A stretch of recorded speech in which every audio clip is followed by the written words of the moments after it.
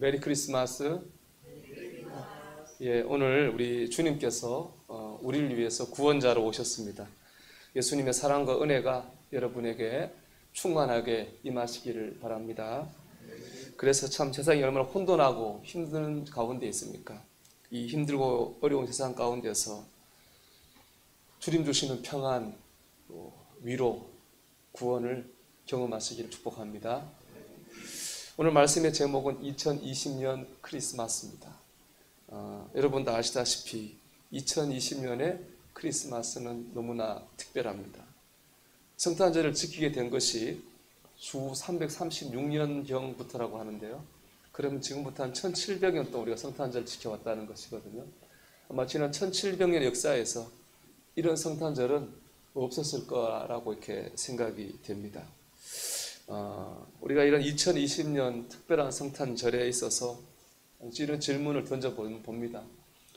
이런 특별한 성탄절 안에 있는 주님의 뜻은 뭘까? 우리는 무엇을 해야 될까? 그런 질문을 던져보게 되고요. 그것이 오늘 말씀의 주제입니다. 먼저 우리는 예수님의 사랑의 십자가 앞으로 돌아가야 됩니다. 오늘 말씀은 이렇게 시작하죠. 태초에라는 말씀을 시작합니다. 여러분, 태초에라는 말씀 어디 나오죠? 창세기 1장 1절에 나옵니다. 태초에 하나님이 천지를 창조하십니다. 오늘 요한복음은 하나님 천지를 창조하실 때 썼던 태초에라는 말을 예수님의 오심을 기록하는 그 시작의 말씀에 태초에라는 말을 쓰고 있습니다. 이게 뭘 의미할까요?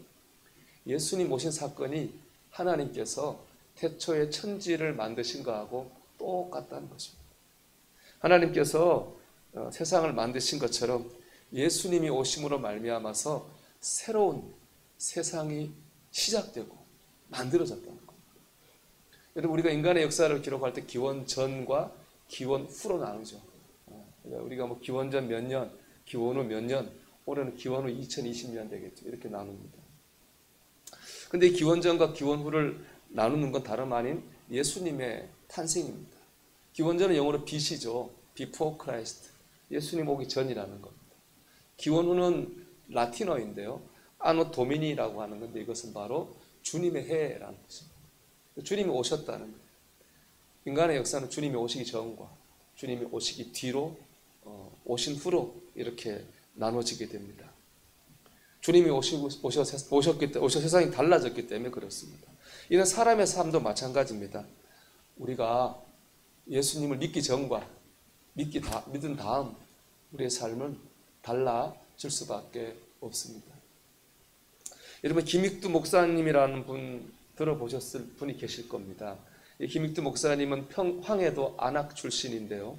어릴 때부터 굉장히 총명하셨다고 그래요. 10살에 사사삼경을 다 공부하고 막 천재로 기대가 컸습니다. 그런데 과거를 봤는데 떨어진 거예요. 기대했던 실망으로 바뀌었죠. 특별히 그 김익두 목사님의 아버지가 그 충격을 너무 크셨나 봐요. 그 충격으로 병을 얻어가지고 돌아가셨어요. 이 일로 김익두 목사님은 크게 방황을 합니다. 그렇지만 어찌 힘들게 마음을 다잡고 이제는 과거 안 보고 장사하기 시작합니다. 평양가 장사하는데 아주 정직하고 성실하게 열심히 일했습니다. 그 덕분에 사업이 자리를 잡았습니다. 결혼도 했고 모든 게 안정이 되었었는데 친구가 보증을 서달라고 부탁을 해요. 사정을 해요. 그걸 떨쳤어야 되는데 그 보증을 섭니다. 알고 봤더니 이게 사기였어요. 친구한테 사기를 당한 겁니다. 집하고 땅하고 가게를 다 뺏기고 졸지에 거지가 됐습니다. 인생에 두 번 이런 큰 실패를 경험했잖아요. 첫 번째 실패는 딛고 일어나 열심히 살아보려고 그랬는데 두 번째 이런 실패하니까 김익두 목사님이 상처가 너무 커요. 낙담해서 폐인이 됐습니다. 날마다 술을 먹고 사람들에게 행패를 부렸습니다. 그 폐악질이 얼마나 심했던지 그 시장 상인들이 성황당을 걸으며 빌었대요. 오늘은 김익두를 만나지 않게 해달라고 빌 정도로 이렇게 폐악질이 심했다고 합니다. 그래서 어느 날 전도지를 돌리는 여성 교사님한테 전도지를 받습니다. 그리고 궁금한 마음에 교회를 가요. 거기서 스왈렌이라는 선교사님의 설교를 듣는데 마음에 감동을 받고 주님 만납니다. 자신의 죄를 회개하면서 울며 자복합니다. 그리고 새 사람이 되고 자신의 일생을 주님께 드리기로 결심해요. 그리고 목사님이 됩니다. 아주 유명한 부흥사 되시죠. 이 김욱도 목사님 150개 교회를 세우셨고 약 10,000명의 병자를 치유했고 김욱도 목사님 집회를 통해 영향을 받고 목사가 된 분이 200명이라고 합니다. 이분은 1950년 10월 14일에 새벽 기도하다가 공산군들의 총에 순교를 당하셨습니다. 예수님 믿기 전과 믿은 다음에 완전히 달라지지 않았습니다. 예수님 믿기 전에 폐악질하는 불안당이었는데 예수님 믿은 다음 주님께 쓰임받는 위대한 일꾼 되었잖아요. 예수님 믿기 전에 낙담하고 절망하고 무너져 있었는데 예수님 믿은 다음에 오히려 소망을 전하는 그런 소망의 사람으로 살지 않았습니까? 새로운 창조가 이루어졌다라고 말할 수 있지 않겠습니까? 물론 정도의 차이는 있겠지만 우리 모두에게는 이런 주님의 사랑을 경험한 체험이 있습니다.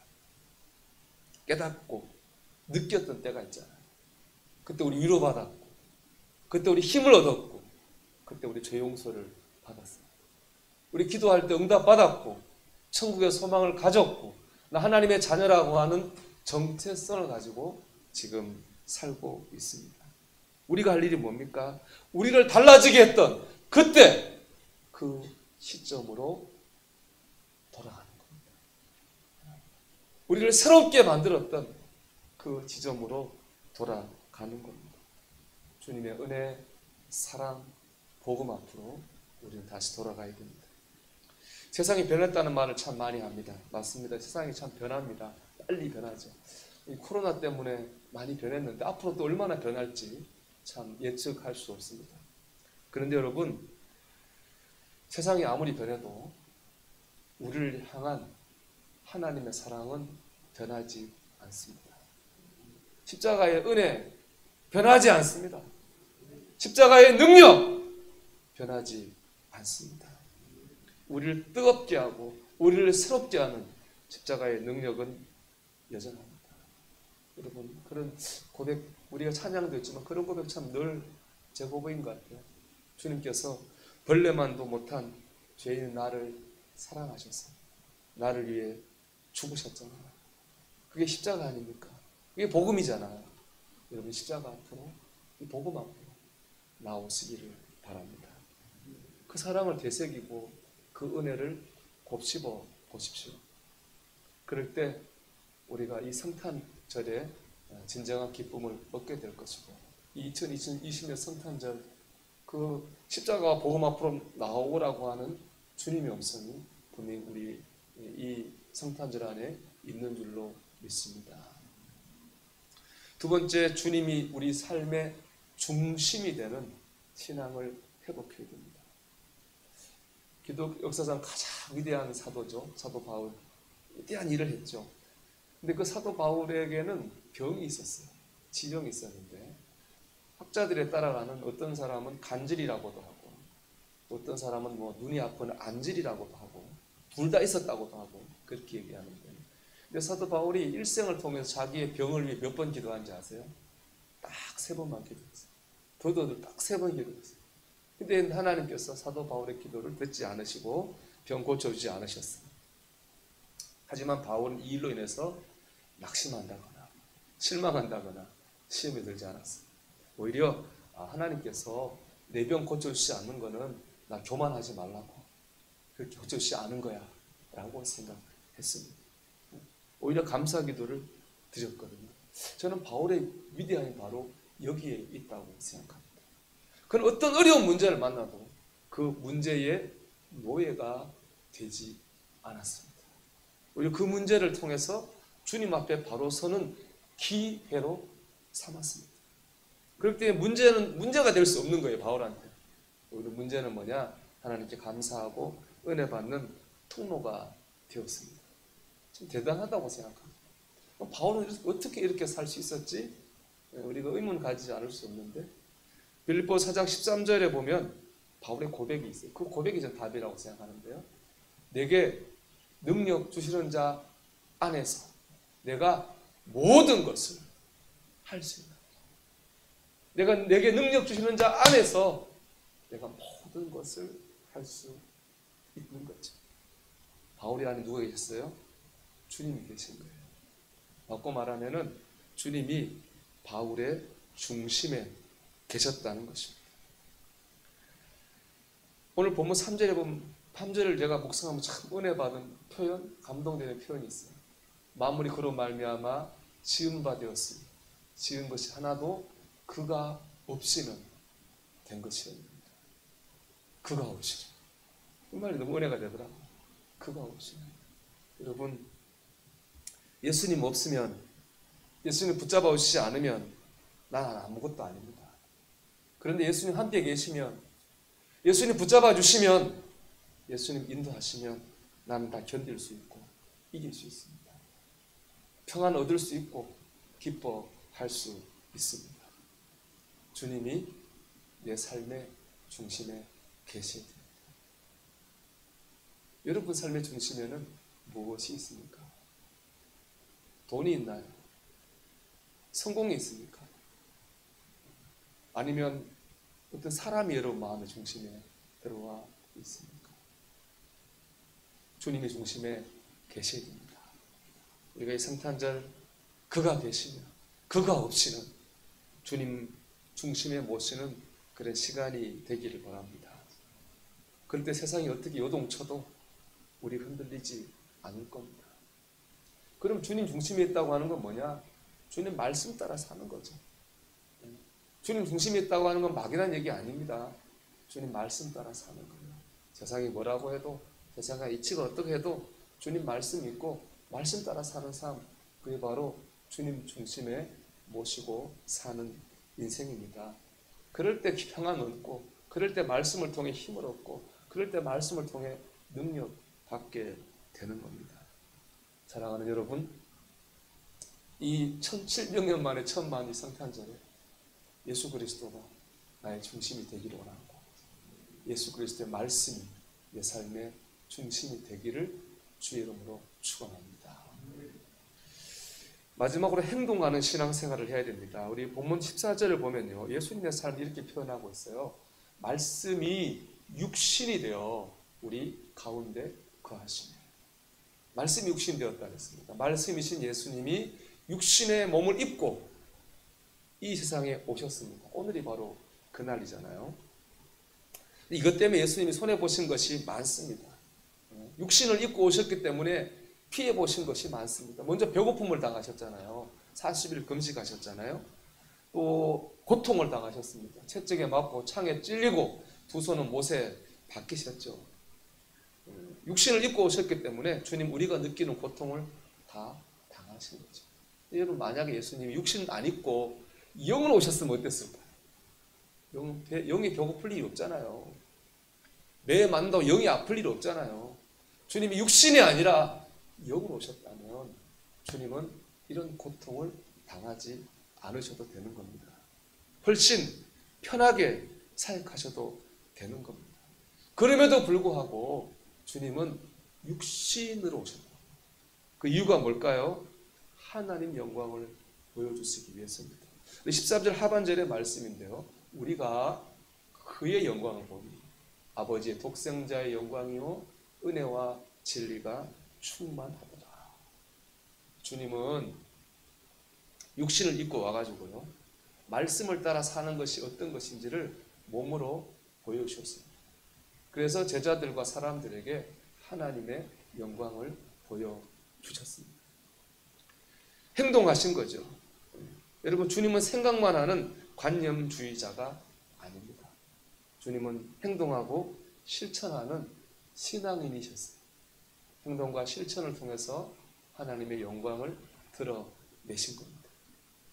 여러분, 우리가 언제 하나님의 영광을 드러내나요? 생각하고 있을 때요? 마음 먹고 있을 때요? 아니요. 행동하고 실천할 때 하나님의 영광을 드러낼 수 있잖아요. 김장환 목사님의 책 큐티 365에 나오는 이야기입니다. 네팔에서 선교하고 계시는 강원희 선교사님인데요, 이분은 히말라야의 슈바이처라고 불린 논푼입니다. 이분은 의대를 졸업하고 속초에서 이제 병원을 기업했는데 아주 잘 됐어요. 병원이 돈도 많이 벌었는데 갑자기 48세가 되던 해 느닷없이 모든 재산을 다 정리합니다. 그리고 부인과 함께 네팔로 가가지고 의료 선교를 시작합니다. 이유 하나입니다. 내 인생의 가장 귀한 시절을 하나님께 드리고 싶다. 그 소망 때문에 모든 걸 정리 네팔로 선교하러 갑니다. 이분이 1934년생이거든요. 우리나라는 86세죠, 올해. 근데 이 책의 기준으로 보면 그때 79세인가 그랬을 때인데 80세를 바라보는 나이에도 매일 150명을 진료하신대요. 팔이 아프잖아요, 연세가. 팔 아프면 진통제를 맞고 진료를 하신다고. 이분의 얘기가 소명 3이라고 하는 영화로 만들어져서 개봉되기도 했습니다. 이분에게 물었습니다. 언제부터 소명이 생겼습니까? 라는 질문에 우리 선교사님이 이렇게 대답했습니다. 예수를 믿으면서부터 이미 소명은 시작되었습니다. 그리스도인에게 소명은 곧 숙명입니다. 단지 실천의 차이만 있을 뿐입니다. 이런 대답을 하셨습니다. 여러분, 그렇습니다. 우리 모두에게는 소명이 있습니다. 우리가 예수 그리스도의 십자가를 붙들고 구원받았다고 믿는 그 순간부터 우리에게는 소명이라고 하는 내 십자가가 주어진 겁니다. 관건은 뭐예요? 내가 내 십자가를 지느냐 안 지느냐의 차이인 겁니다. 문제는 실천이죠. 여러분, 우리 믿음의 선배들하고 우리 지금 우리의 삶을 비교해 보세요. 누가 더 많은 지식을 가지고 있을까요? 지금 신앙생활 우리가 훨씬 많은 지식 가지고 있을까요? 책도 보죠? 방송을 통해 설교 듣죠? 유튜브 통해서 또 설교 듣죠? 우리 아는 게 훨씬 많아요. 지금 우리 신앙생활 우리 훨씬 많죠. 말도 우리가 잘하잖아요. 옛날에 보면 우리 막 TV 카메라 들이면 막 부끄러워 했잖아요. 지금은 다들 얼마나 말을 또 잘합니까? 말도 잘합니다. 그런데 뭐를 잘 안 되냐? 실천하는 거 어려워합니다. 기도에 대해서는 잘 합니다. 근데 수요기도, 금요기도, 새벽기도 한번 나오는 거는 아주 힘들어합니다. 그렇지 않습니까? 교회에서 뭐 하자 하면 바로 해지지가 않아요. 그러면 나름대로 프라이버시가 있고 생각이 있고 계획이 다 있어요.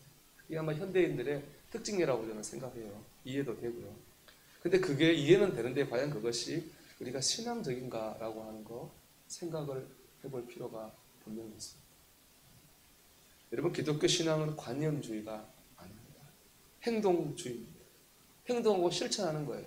제가 이 말씀 묵상하면 이렇게 표현해 보고 싶었어요. 말씀을 육신으로 살아내는 거예요. 이게 우리 기독교 신앙이잖아요. 말씀을 머리로 생각하는 게 아니라 말씀을 관념으로 붙들고 있는 게 아니라 말씀을 내 육신으로 살아내는 것. 그게 기독교 신앙이고 그 하나님의 영광을 드러내는 거죠. 이 제일 수준 높은 경지의 신앙 생활일 것입니다. 여러분, 주님이 육신을 입고 오신 이날에 우리가 주님처럼 말씀을 우리 육신으로 살아내기를 결심하는 그런 은혜가 있기를 주의 이름으로 축원합니다. 여러분, 코로나 아니라 코로나 할아버지가 와도 하나님은 변하지 않습니다. 주님의 사랑도 변하지 않습니다. 십자가의 능력도 변하지 않습니다. 십자가의 주님 앞으로 나오십시오. 다시 한번 여러분 삶의 중심에 주님을 붙드십시오. 말씀을 붙드십시오. 그리고 행동하기를 결심하십시오. 2020년 성탄절이 아마 역사에 보면 가장 어렵고 가장 어두운 성탄절일 수도 있지만 오히려 우리가 이 오늘 말씀을 우리 삶 가운데에 체화하는 가운데에 오히려 더 우리 신앙의 새로운 분기점이 되는 새로운 태초가 되는 역사가 있는 성탄절이 되기를 주의 이름으로 축원합니다.